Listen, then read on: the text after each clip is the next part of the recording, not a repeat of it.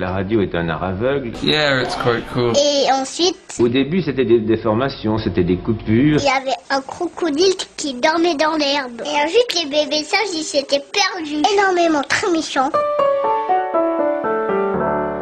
Bonjour à vous, auditeurs et auditrices fidèles. Une fois de plus, j'ai mis mon sac à dos et je suis parti à la découverte de gens passionnants. Et aujourd'hui, on va découvrir un petit peu de l'histoire de Belgique avec notre invité.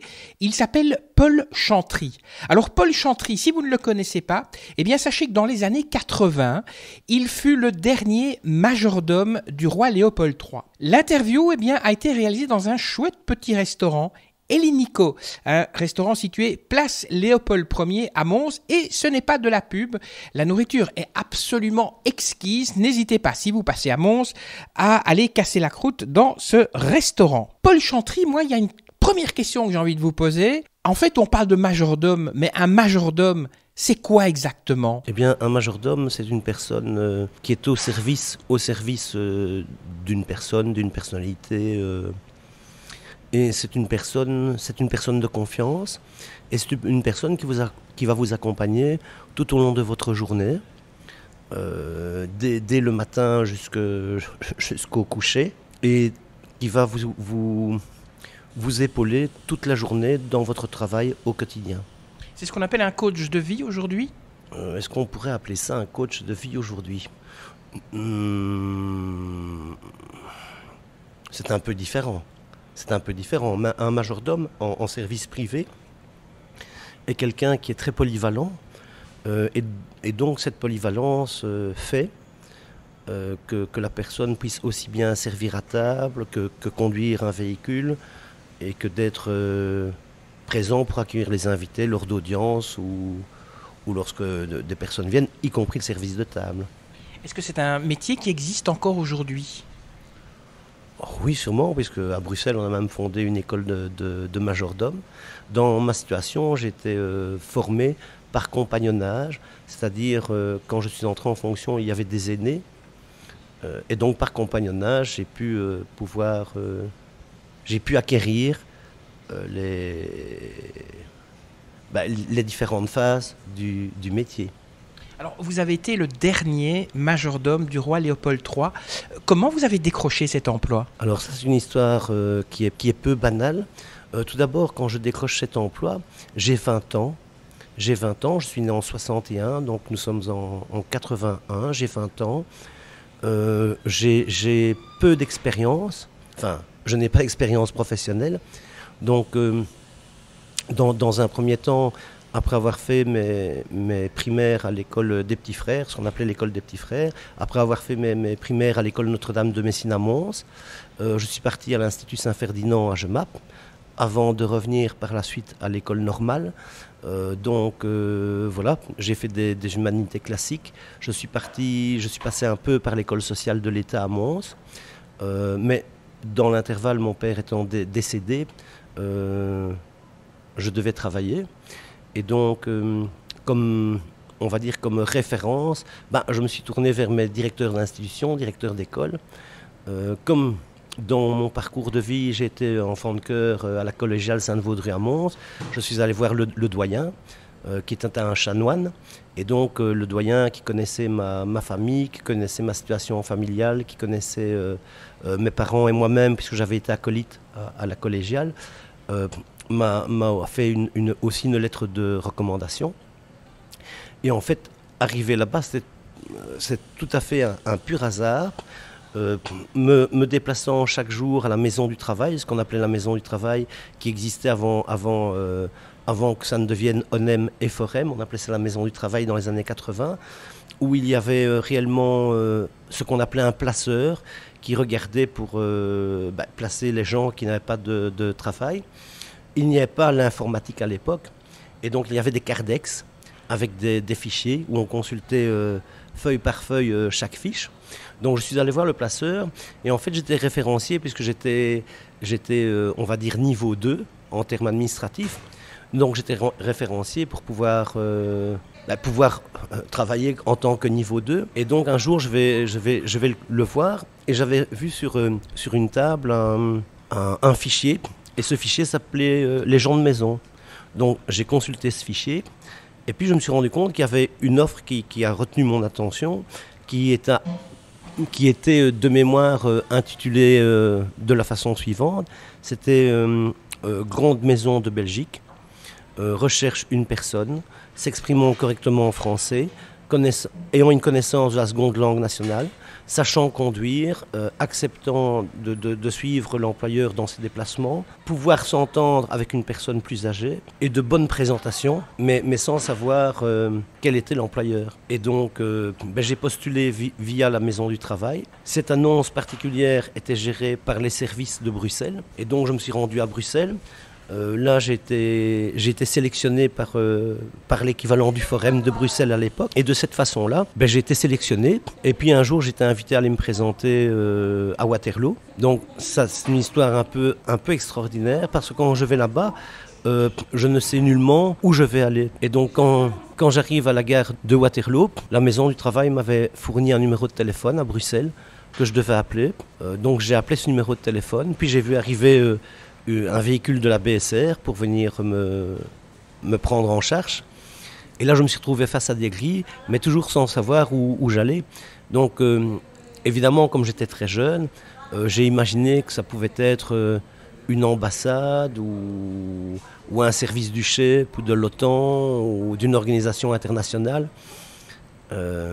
Voilà, sans plus. Comment s'est passé votre premier contact avec le roi Léopold III ? Le premier contact, c'était c'est quelque chose de très émouvant parce que quand je vais arriver là-bas, je ne sais toujours pas où je me trouve. Et en fait, c'est le commandant Franks qui était le régisseur. Il va me prendre dans son bureau pour un entretien ensemble. À un moment donné, il me demande... il va d'abord m'apprendre les formules protocolaires et m'apprendre à pouvoir m'exprimer à la troisième personne du singulier, ce qu'on ne fait jamais. Enfin, ce sont des choses en règle générale inusitées. Et donc, il m'apprend à parler, à m'exprimer à la troisième personne du singulier. À l'issue d'une interview d'environ 2 heures, à ce moment-là, il me dit OK pour moi, vous êtes le candidat, vous êtes le bon candidat. Et à ce moment-là, il me demande si je sais où je me trouve. Donc je lui dis non. Comme j'ai évoqué tout à l'heure, je dis tiens, peut-être une ambassade. Ou j'avais bien remarqué à la grille qu'il y avait un service de gendarmerie avec de beaux uniformes. Donc c'est pour ça que je pensais que c'était une ambassade ou autre chose. Et en fait, donc à l'issue de ça, il m'a dit voilà, vous êtes au domaine d'Argenteuil. Mais je ne connaissais pas le domaine d'Argenteuil. Et donc, ne connaissant pas le domaine d'Argenteuil, il a précisé au domaine royal d'Argenteuil. Alors là, je me suis un peu effondré dans son Voltaire. Je n'avais pas le même âge que ce que j'ai aujourd'hui. Aujourd'hui, j'ai eu mes 56 ans récemment. J'ai beaucoup plus de sagesse et de confiance en moi, ce qui n'était pas le cas en 80. Et donc, à un moment donné, il a pris son téléphone. Il a appelé le bureau du roi en disant « Tiens, Majesté, le candidat est dans mon bureau. » Donc, j'imagine que le roi lui a dit « Venez me le présenter. » Et donc là, j'ai appris que c'était pour le roi Léopold, pour Sa Majesté, le roi Léopold III de Belgique, où je ne savais pas qu'il habitait à Argenteuil. Et donc, le commandant Franks m'a accompagné jusqu'au bureau du roi. Et là, je pensais qu'il allait rester avec moi parce que pour moi, c'était sécurisant. Et en fait, le commandant, il m'a lâché et il n'est pas resté avec moi.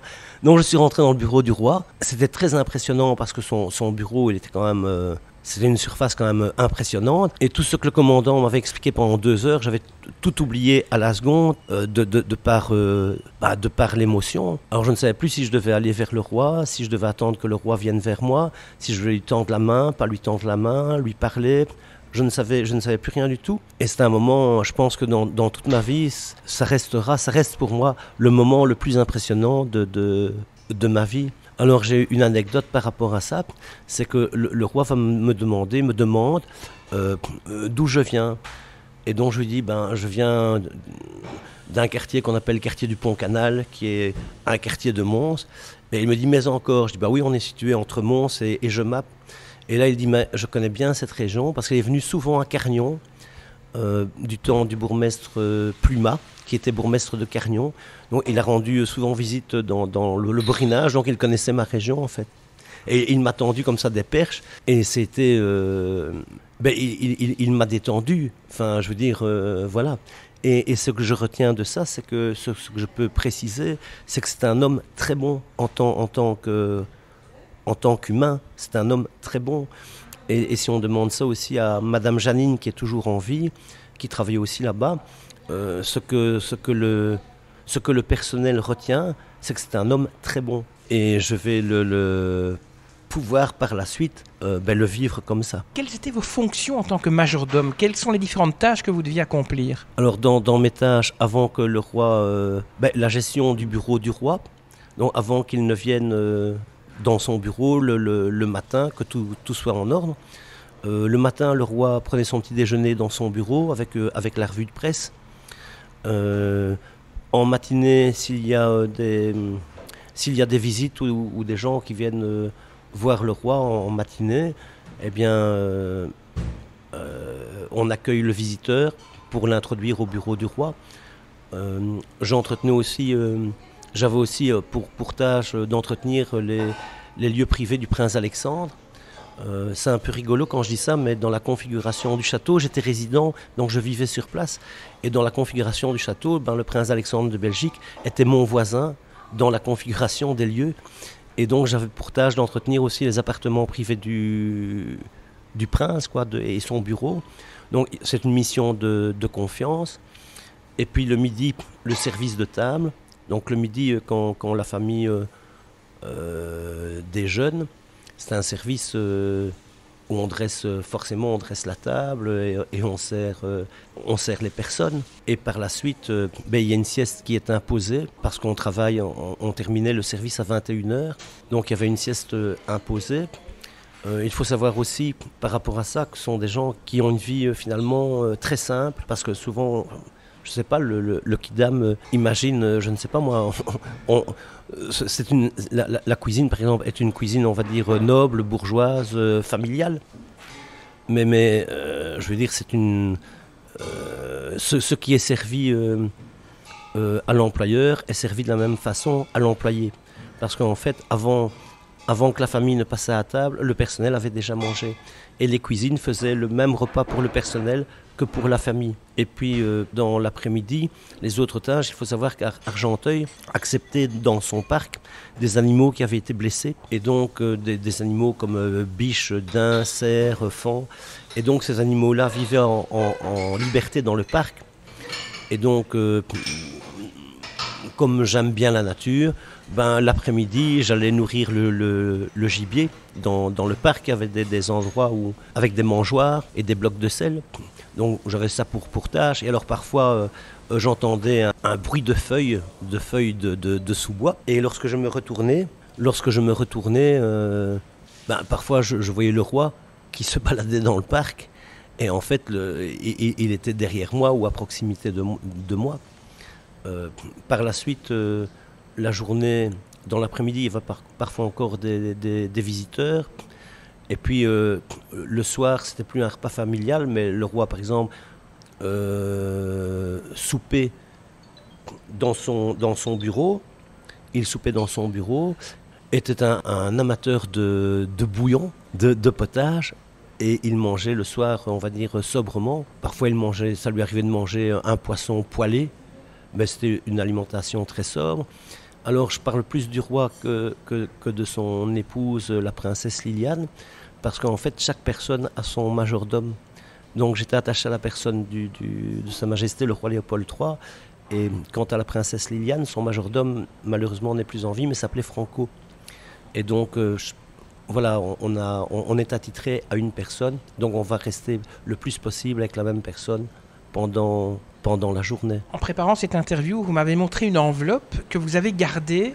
Cette enveloppe contenait votre premier salaire. C'est pas trop indiscret de vous demander combien vous gagnez par semaine, puisque vous étiez payé à la semaine. À l'époque, c'est par mois. Alors, il faut se remettre en 80. Donc à l'époque, mensuellement, c'était 30 000 francs belges pour le mois. 30 000 francs belges pour le mois. Et donc vous étiez payé à la semaine alors, à ce moment-là, dans une enveloppe? Oui, chaque semaine, le commandant, donc le régisseur, donnait à chaque membre du personnel son salaire. Évidemment, il y avait une fiche de salaire qui était établie, mais il donnait, on recevait l'argent en liquide. Est-ce que le roi Léopold III était différent du roi Philippe? Est-ce que vous voyez par exemple dans le roi Philippe des similarités et des différences? Mais je ne connais pas de façon... oui, je connais le roi Philippe, mais de façon médiatique. Je ne le connais pas comme je connaissais son grand-père. Oui, on retrouve sans doute cette noblesse, cette éducation, la réserve, l'élégance. Voilà, oui, on pourrait retrouver des similitudes. Après ce travail de majordome que vous avez fait pour le roi Léopold III, vous avez été chauffeur de différents hommes politiques. Vous pourriez un peu raconter ce que vous avez fait après? Après le décès du roi en 83, je vais revenir comme chauffeur chez le gouverneur de la province de Hainaut, qui est à l'époque un ancien ministre de l'Éducation nationale, qui est M. Tromont, Michel Tromont. Et donc je me retrouve en 84 chez Michel Tromont, alors que j'ai à l'époque 23 ans, ce qui témoigne, on va dire, de ma maturité et l'expérience vécue à Argenteuil a scellé... me touche encore aujourd'hui. Et donc là, je vais aller chez un gouverneur de province pendant 2 années, en 2 ans, avant de faire... oui, c'est aussi assez particulier, parce que venant d'Argenteuil, je vais conduire des hommes politiques d'obédience différentes. Je vais conduire aussi bien des socialistes que des libéraux, que des socio-chrétiens, parce qu'à chaque fois, avec les références que j'avais, on me prend pour mes compétences et pour ma discrétion. Et donc, le milieu politique, les hommes politiques se connaissent entre eux. Et donc, je vais pouvoir exercer 2 années à la province de Hainaut chez le gouverneur et pour la députation permanente, parce que j'étais chauffeur volant. Par la suite, je vais encore exercer le métier de chauffeur de personnalité pour des ministres différents en Belgique. Dans un premier temps pour le ministre Albert Liénard, qui était le numéro 2 du gouvernement wallon dans les années 90, où il avait son cabinet à Bruxelles, à la rue des Colonies. Donc je vais être souvent à Bruxelles, où je suis en même temps dans cette fonction, on va dire... mais c'est aussi des fonctions de confiance, parce qu'on passe plus de temps avec le ministre que ce que le ministre ne passe avec sa famille ou sa femme. Voilà, on passe énormément de temps. Quand je vais chez Albert Liénard, je retrouve un homme d'une grande sagesse, parce que c'est c'est encore l'époque du PSC, mais où il appartenait, on va dire, c'était plutôt un démocrate chrétien, donc ce qui serait... homme de gauche chrétienne, donc ce qui est une émanation, on va dire, de tout ce qui était le MOC, le mouvement ouvrier chrétien, et ainsi de suite. Par la suite, quand en juin 95, que le ministre n'est plus ministre, forcément, comme je suis toujours venu du privé, je n'ai jamais été nommé. Et donc, comme je viens du privé, quand le ministre perd son marocain, le chauffeur perd son volant. Et puis par la suite, je vais retourner pour les diplomates au service des affaires étrangères et du commerce extérieur, où là, en fait, de par le fait que j'ai une formation par compagnonnage à Argenteuil, quand je ne conduis pas, je cuisine pour les ministres, parce que je sais tenir les fourneaux, quoi. Parce que dans une formation par compagnonnage de majordome, eh bien, on touche forcément au service de table, de maître d'hôtel. On organise aussi le transport de personnes et aussi le rôle d'huissier ou d'homme de confiance. Donc on fonctionne de la même façon chez les ministres et les diplomates. Alors vous êtes là occupé à écrire un petit peu vos mémoires, mais vous dites vous-même que le travail de majordome est un travail qui demande une certaine discrétion. Vous n'allez pas tout raconter dans vos mémoires, ou bien vous allez quand même raconter certaines choses que vous ne nous avez pas dit au micro?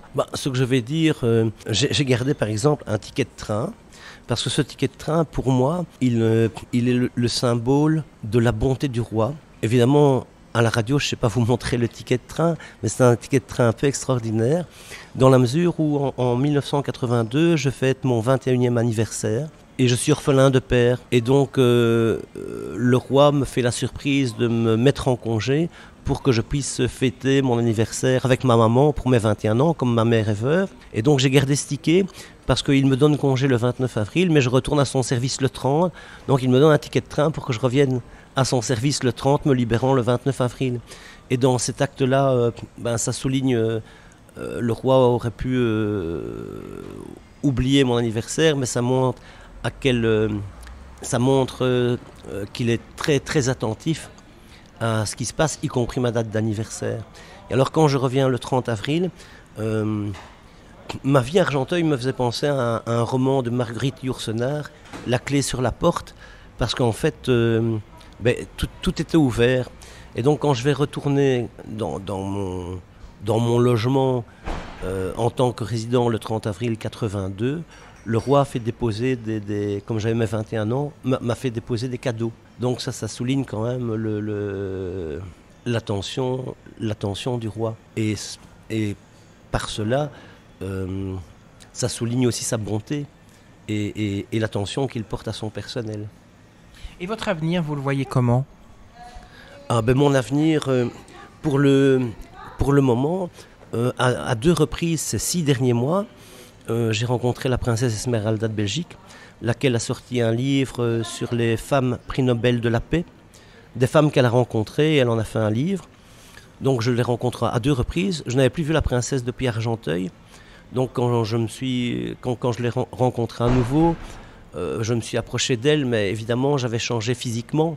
Je n'ai plus les longs cheveux de 80. Et donc je me suis approché et j'ai utilisé la formule protocolaire. Je lui ai dit bonjour princesse. D'abord c'est très rare quand quelqu'un va s'exprimer de cette façon-là. Donc déjà quand je lui dis bonjour princesse, elle est plus attentive.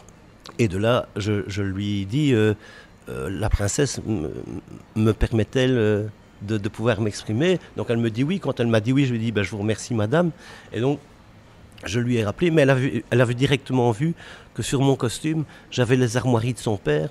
Donc elle s'est bien dit que j'étais pas un quidam. Et donc à ce moment-là, je lui ai demandé si elle appréciait toujours autant la confiture d'abricot. Donc elle a bien compris que j'avais connu forcément Argenteuil. Et puis en parlant, je lui ai montré ce que je vous ai montré aujourd'hui. Elle était stupéfaite que j'avais conservé ça avec autant de soin. Et alors je lui ai expliqué la fameuse histoire de ce ticket de train et pourquoi j'avais gardé celui-là et pourquoi elle m'avait...